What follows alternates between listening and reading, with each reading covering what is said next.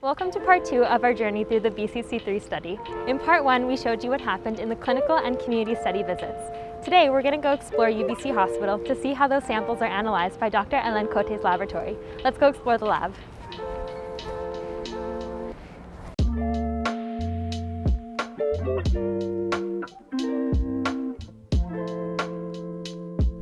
Hi Tanya, did you receive the BCC3 specimens?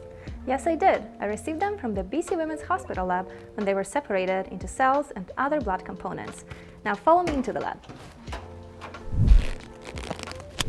Cool. Can you show me what the specimens actually look like? Sure. So this is what each biospecimen looks like. As you can see, it is completely confidential and no names are shared, just the participant ID number. What's a participant ID? Well, during each visit, each participant is assigned a unique ID number that does not include any personal information. Got it. So the person analyzing the specimen doesn't know who it belongs to? No, we have strict policies to protect identities and confidentiality of our study participants. However, if we do find something that we need to tell the physician about, our team at the Oak Tree Clinic can trace it back to the participant. Cool, that's good to know. Can you show me where the biospecimens are stored? Sure. Follow me into the freezer room.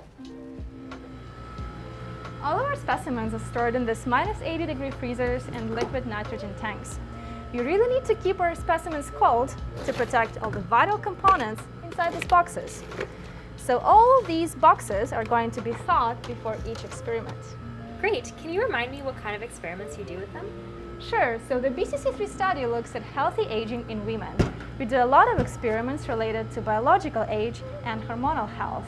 Today we're going to show you how to measure a biological age of a cell. Let's bring this box to one of the researchers at Côté Lab and they will tell us how.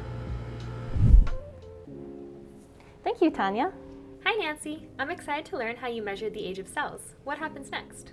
Well, the first step is to get DNA. Inside each of these tubes are immune cells. They help your body to fight off infection, and each cell houses its own DNA. This machine here can help us isolate the DNA from those cells. Cool. And why do you need the DNA of immune cells? Good question. Why don't I start the experiment and my lab mate Lulu can help explain. So while Nancy gets the DNA from the immune cells, let's talk about what DNA actually looks like. So inside your typical immune cell, DNA is densely compact into chromosomes that look like this. So how does DNA show you the age of the cell?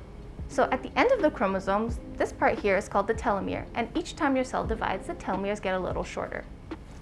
If your immune system is constantly fighting other infections, your immune cells will divide more and more, and the telomeres will become shorter and shorter. What happens when the telomeres get shorter in your immune cells? So your immune cells will be less able to fight off infections and other stressors. In the BCC3 study, we want to learn what makes your immune cells age faster and share this knowledge with community and healthcare professionals to inform healthier aging in a holistic manner. So the machine is done isolating the DNA from the immune cells. I am going to take this tube of DNA and bring it to the room where Marie Soleil will show you how telomeres are measured.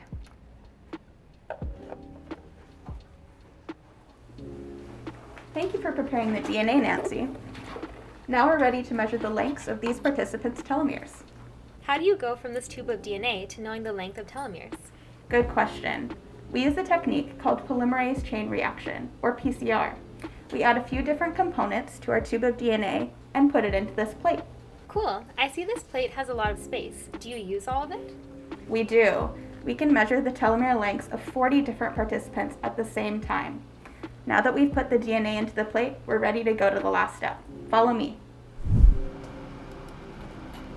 The last step is to put the plate in this machine called the light cycler, and that will take about 2 hours. What happens once it's done?